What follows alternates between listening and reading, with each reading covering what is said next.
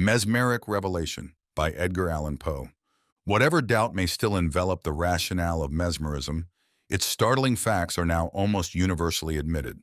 Of these latter, those who doubt are your mere doubters by profession, an unprofitable and disreputable tribe.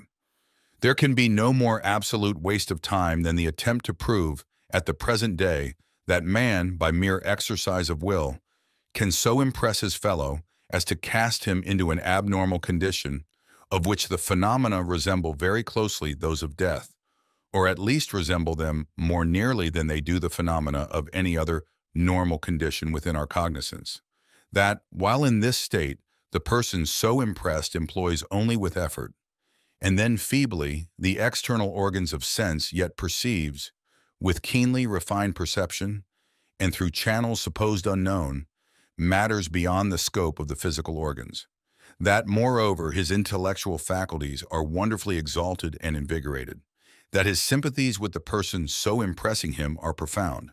And finally, that his susceptibility to the impression increases with its frequency, while in the same proportion, the peculiar phenomena elicited are more extended and more pronounced.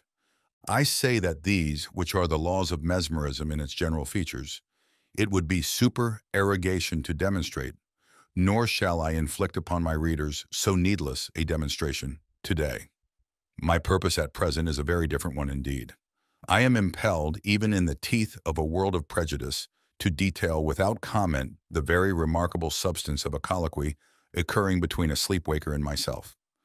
I had been long in the habit of mesmerizing the person in question, Mr. Van Kirk, and the usual acute susceptibility and exaltation of the mesmeric perception had supervened.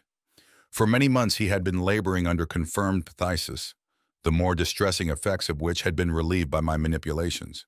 And on the night of Wednesday, the 15th instant, I was summoned to his bedside. The invalid was suffering with acute pain in the region of the heart, and breathed with great difficulty, having all the ordinary symptoms of asthma. In spasms such as these, he had usually found relief from the application of mustard to the nervous centers, but tonight this had been attempted in vain. As I entered his room, he greeted me with a cheerful smile, and although evidently in much bodily pain, appeared to be, mentally, quite at ease.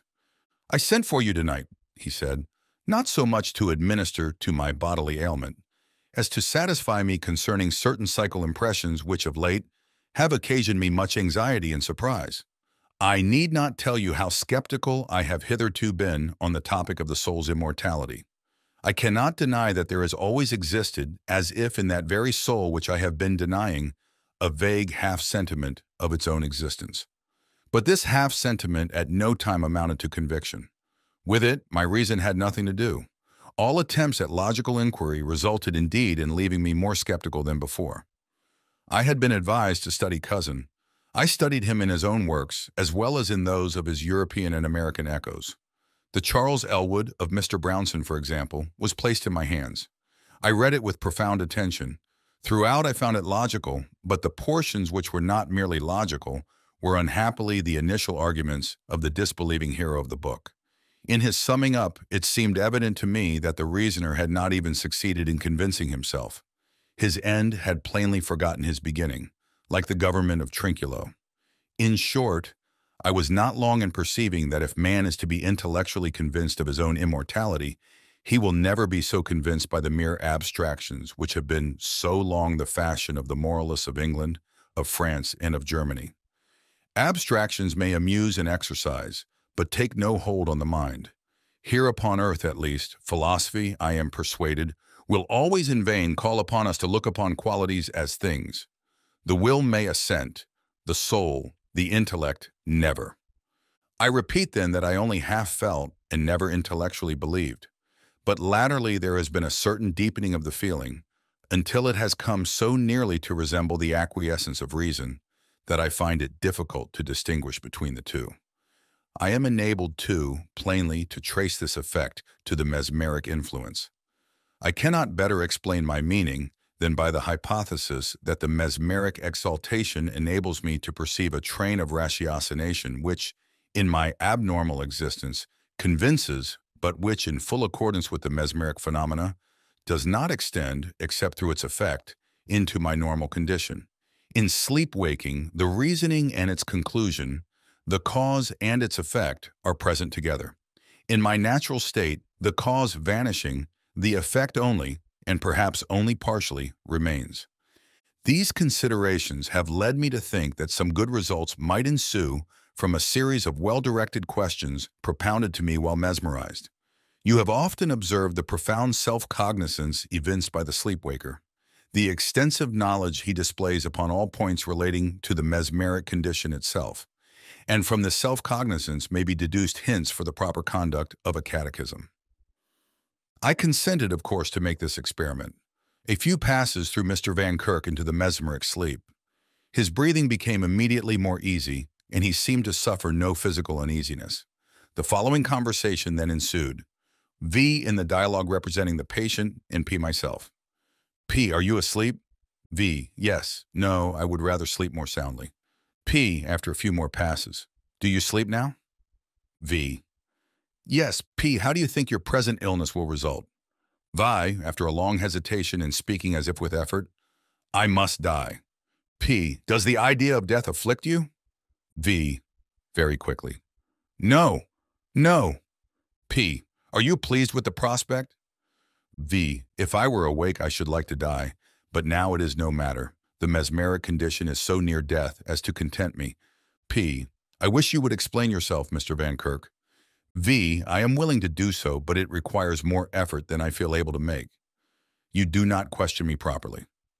P, what then shall I ask? V, you must begin at the beginning. P, the beginning. But where is the beginning?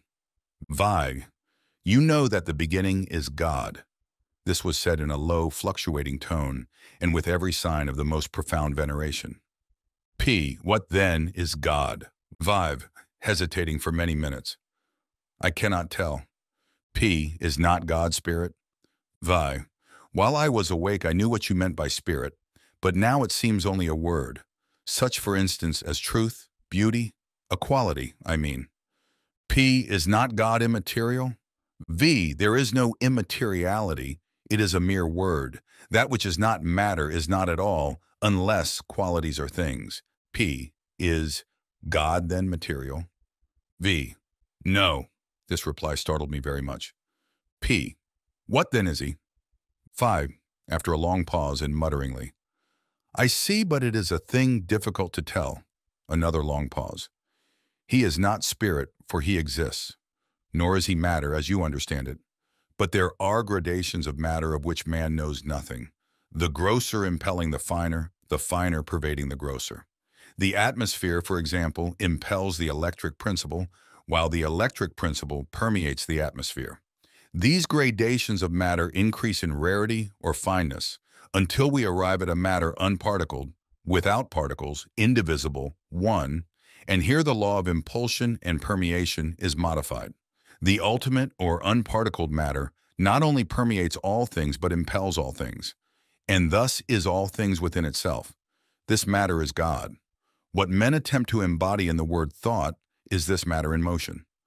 P, the metaphysicians maintain that all action is reducible to motion and thinking, and that the latter is the origin of the former. V, yes, and I now see the confusion of idea. Motion is the action of mind, not of thinking. The unparticled matter or God in quiescence is, as nearly as we can conceive it, what men call mind, and the power of self-movement, equivalent in effect to human volition, is in the unparticled matter the result of its unity and omniprevalence. How I know not, and now clearly see that I shall never know. But the unparticled matter, set in motion by a law or quality existing within itself, is thinking. P, can you give me no more precise idea of what you term the unparticled matter? Vi, the matters of which man is cognizant escape the senses in gradation. We have, for example, a metal, a piece of wood, a drop of water, the atmosphere, a gas, caloric, electricity, the luminiferous ether. Now we call all these things matter and embrace all matter in one general definition. But in spite of this, there can be no two ideas more essentially distinct than that which we attach to a metal and that which we attach to the luminiferous ether. When we reach the latter, we feel an almost irresistible inclination to class it with spirit or with nihility. The only consideration which restrains us is our conception of its atomic constitution. And here even we have to seek aid from our notion of an atom as something possessing an infinite minuteness, solidity, palpability, weight. Destroy the idea of the atomic constitution, and we should no longer be able to regard the ether as an entity, or at least as matter. For want of a better word, we might term it spirit. Take now a step beyond the luminiferous ether. Conceive a matter as much more rare than the ether, as this ether is more rare than the metal, and we arrive at once, in spite of all the school dogmas, at a unique mass, an unparticled matter. For although we may admit infinite littleness in the atoms themselves, the infinitude of littleness in the spaces between them is an absurdity. There will be a point, there will be a degree of rarity at which if the atoms are sufficiently numerous, the inner spaces must vanish, and the mass absolutely coalesce. But the consideration of the atomic constitution being now taken away, the nature of the mass inevitably glides into what we conceive of spirit. It is clear, however, that it is as fully matter as before. The truth is, it is impossible to conceive spirit, since it is impossible to imagine what is not. When we flatter ourselves that we have formed its conception, we have merely deceived our understanding by the consideration of infinitely rarefied matter. There seems to me an insurmountable objection to the idea of absolute coalescence, and that is the very slight resistance experienced by the heavenly bodies in their revolutions through space. A resistance now ascertained, it is true, to exist in some degree, but which is nevertheless so slight as to have been quite overlooked by the sagacity even of Newton. We know that the resistance of bodies is, chiefly in proportion to their density. Absolute coalescence is absolute density. Where there are no interspaces, there can be no yielding. An ether, absolutely dense, would put an infinitely more effectual stop to the progress of a star than would an ether of adamant or of iron. Your objection is answered with an ease which is nearly in the ratio of its apparent unanswerability. As regards the progress of the star, it can make no difference whether the star passes through the ether or the ether through it.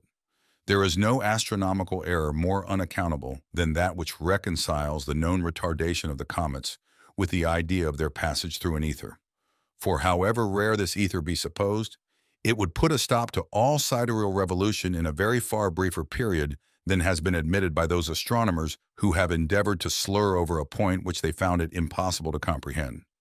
The retardation actually experienced is, on the other hand, about that which might be expected from the friction of the ether in the instantaneous passage through the orb.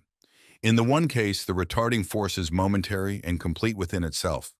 In the other, it is endlessly accumulative.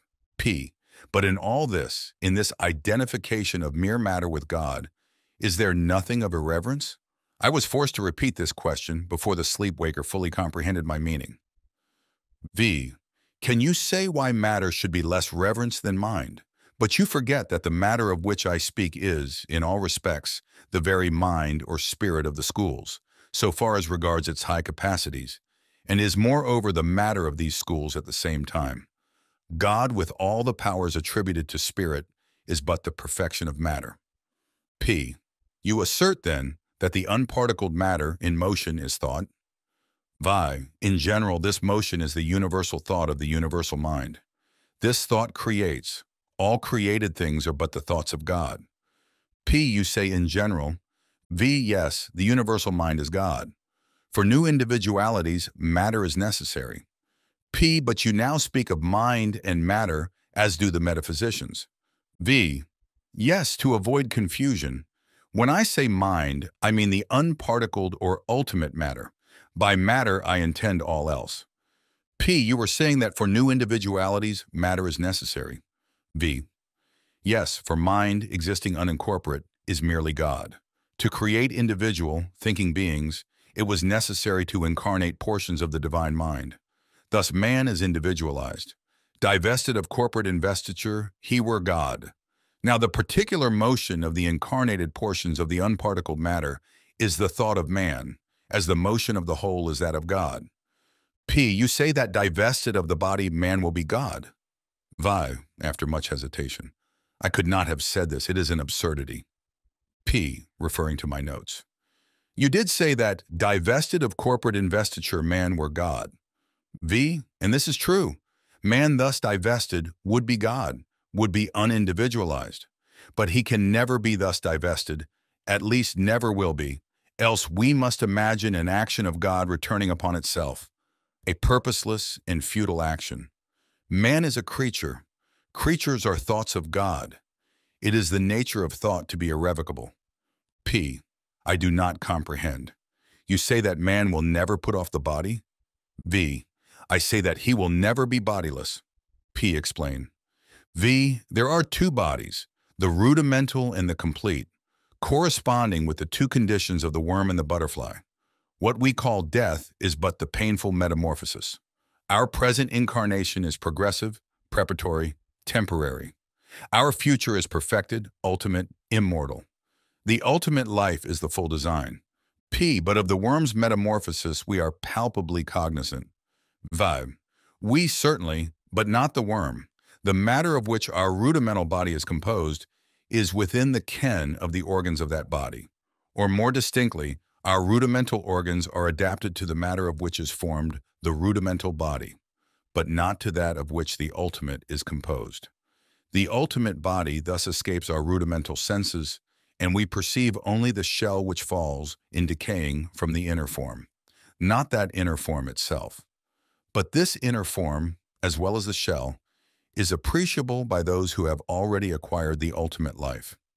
P. You have often said that the mesmeric state very nearly resembles death. How is this? V. When I say that it resembles death, I mean that it resembles the ultimate life. For when I am entranced, the senses of my rudimental life are in abeyance, and I perceive external things directly, without organs, through a medium which I shall employ in the ultimate, unorganized life. P. Unorganized. V. Yes, organs are contrivances by which the individual is brought into sensible relation with particular classes and forms of matter, to the exclusion of other classes and forms. The organs of man are adapted to his rudimental condition, and to that only. His ultimate condition, being unorganized, is of unlimited comprehension in all points but one, the nature of the volition of God, that is to say, the motion of the unparticled matter. You will have a distinct idea of the ultimate body by conceiving it to be entire brain. This it is not, but a conception of this nature will bring you near a comprehension of what it is. A luminous body imparts vibration to the luminiferous ether. The vibrations generate similar ones within the retina. These again communicate similar ones to the optic nerve. The nerve conveys similar ones to the brain also similar ones to the unparticled matter which permeates it. The motion of this latter is thought, of which perception is the first undulation.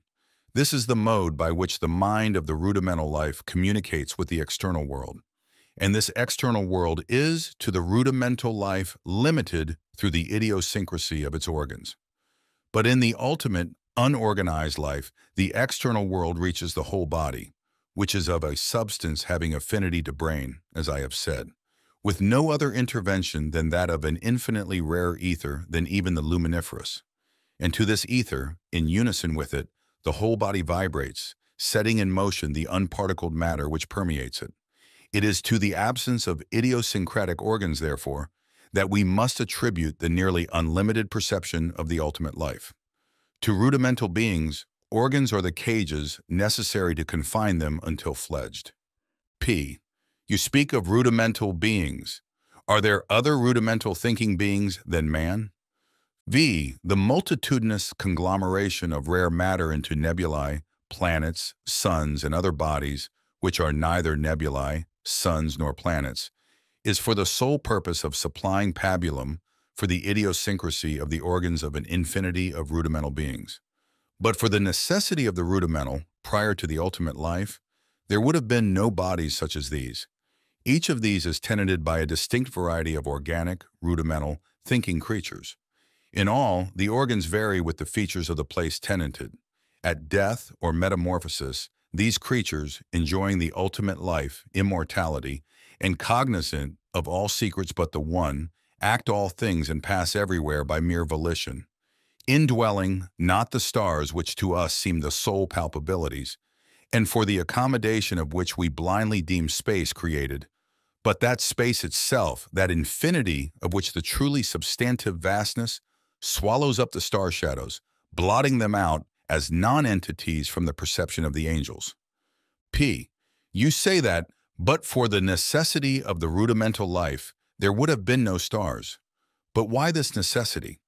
V. In the inorganic life, as well as in the inorganic matter generally, there is nothing to impede the action of one simple unique law, the divine volition. With the view of producing impediment, the organic life and matter, complex, substantial, and law-encumbered, were contrived. P. But again, why need this impediment have been produced? V. The result of law inviolate is perfection, right, negative happiness. The result of law violate is imperfection, wrong, positive pain. Through the impediments afforded by the number, complexity, and substantiality of the laws of organic life and matter, the violation of law is rendered to a certain extent practicable. Thus pain, which in the inorganic life is possible in the organic. P. But to what good end is pain thus rendered possible? For 5. All things are either good or bad by comparison. A sufficient analysis will show that pleasure, in all cases, is but the contrast of pain. Positive pleasure is a mere idea. To be happy at any one point, we must have suffered at the same. Never to suffer would have been never to have been blessed. But it has been shown that, in the inorganic life, pain cannot be thus the necessity for the organic. The pain of the primitive life of earth is the sole basis of the bliss of the ultimate life in heaven. P. Still, there is one of your expressions which I find it impossible to comprehend, the truly substantive vastness of infinity. This probably is because you have no sufficiently generic conception of the term substance itself. We must not regard it as a quality, but as a sentiment. It is the perception, in thinking beings, of the adaptation of matter to their organization. There are many things on the earth which would be nihility to the inhabitants of Venus, many things visible and tangible in Venus, which we could not be brought to appreciate as existing at all. But to the inorganic beings, to the angels, the whole of the unparticled matter is substance. That is to say, the whole of what we term space is to them the truest substantiality. The stars, meantime, through what we consider their materiality, escaping the angelic sense, just in proportion as the unparticled matter, through what we consider its immateriality, eludes the organic. As the sleepwaker pronounced these latter words in a feeble tone, I observed on his countenance a singular expression which somewhat alarmed me and induced me to awake him at once. No sooner had I done this than, with a bright smile irradiating all his features, he fell back upon his pillow and expired. I noticed that in less than a minute afterward his corpse had all the stern rigidity of stone. His brow was of the coldness of ice. Thus, ordinarily should it have appeared, only after long pressure from Azrael's hand. Had the sleepwaker indeed, during the latter portion of his discourse, been addressing me from out the region of the shadows?